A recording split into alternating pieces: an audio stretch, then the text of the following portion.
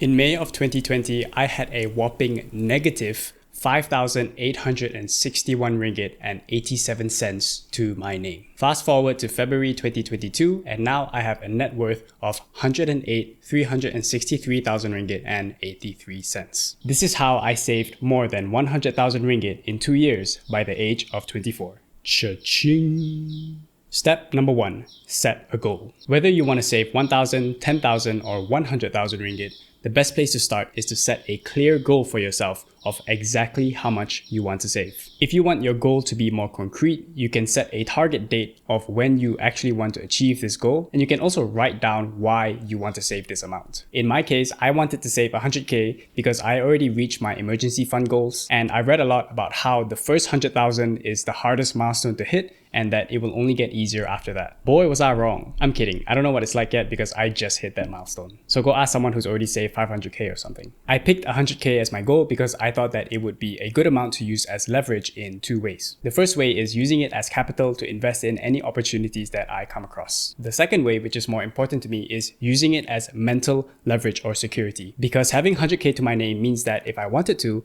I could quit my job and try something else or just be an absolute bum for a year. When I first started, my goal was to save 1,000 ringgit just to prove to myself that it was possible to save this amount and to create a habit of saving. If you watch my previous videos, you know that I'm a big fan of creating a habit of saving instead of worrying about how much money I actually save. If you have very little income and you absolutely cannot save money, then the least you could do is take care of your health, because when you take care of your health, you're indirectly saving money in terms of future hospital bills. So that's a neat little tip in exchange for 1 like on this video. So depending on your income, age, and situation right now, set a realistic savings goal for yourself. And once you hit that goal, chances are you'll get all excited as if you were playing a video game, which I'll talk more about in step 2. Pick a method. After you set a goal for yourself, now you actually need to start saving money to achieve this goal. There are many ways and methods to save money, but you want to choose a method that not only brings you to your goal, but also the one that you're most likely to stick with for the long term. The method that I picked was the most simple and straightforward method,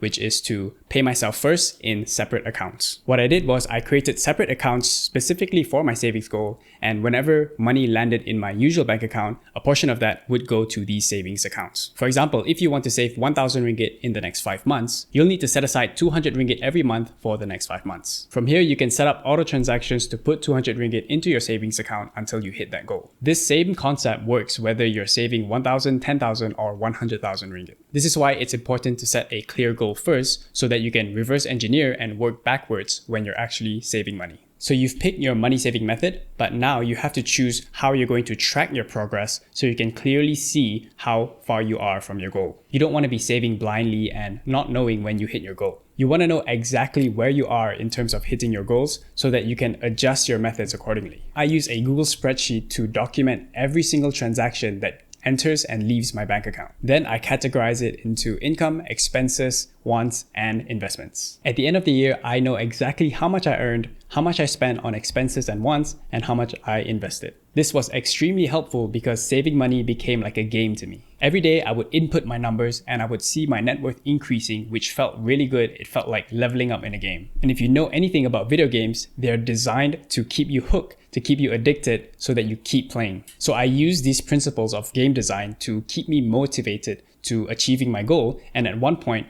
I reach 75% savings rate. You don't have to keep track of every single transaction that happens. I just did this because I really wanted to see where my money was going. Now I only update this spreadsheet once a month, but if I was starting from zero, I would most probably track meticulously like this again. So choose a method of saving and a way to track your goals. Ideally, you want these methods to be easy, clear, and motivating for you to keep going, which will make step 3 a lot easier. Step 3, adjust your lifestyle. So you have your goal, you have your saving method and tracking method. Now it's time to live your daily life with the commitment to this savings goal. For some people, following this savings plan means not going out to eat as often or spending less on shopping or entertainment. For me, I was staying home most of the time, which was a lot easier during this lockdown era. I saved a lot of money living with family and pooling resources together, and you can do the same. Hey, it's me from the future, and I realized something I forgot to mention in the video is that changing your lifestyle does not only mean trying to save more money, it can also be trying to earn more money. So changing your lifestyle can be something like working extra hours or taking up a side hustle or going for that new job interview that's going to pay you more so you can Change your lifestyle in many ways, not only try to save more money, try to earn more money as well, because I'm sure that there will be a lot of people commenting on this video saying that, oh, I don't earn a lot of money, so I can't save. So change your lifestyle, earn more money if you need to, and go back to the video. One thing you want to avoid is changing your lifestyle too drastically or becoming a penny pincher, because not only is this ineffective, but it is also not sustainable. Try to spend money to save time instead of spending time to save money, because your time is much more limited, and at the end of the day, we're saving money because we want to have more time to do the things that we love to do. So create a lifestyle that is sustainable and one that suits your current situation when planning your savings goal. Step number 4, repeat. Once you've hit your savings goal, it's time to repeat step number 1 again. Set a new goal, and maybe you can create new methods, because what brought you to 10K might not bring you to 100K. The next savings goal I'd like to hit is to save 100,000 US dollars, which is about 420,000 Malaysian ringgit,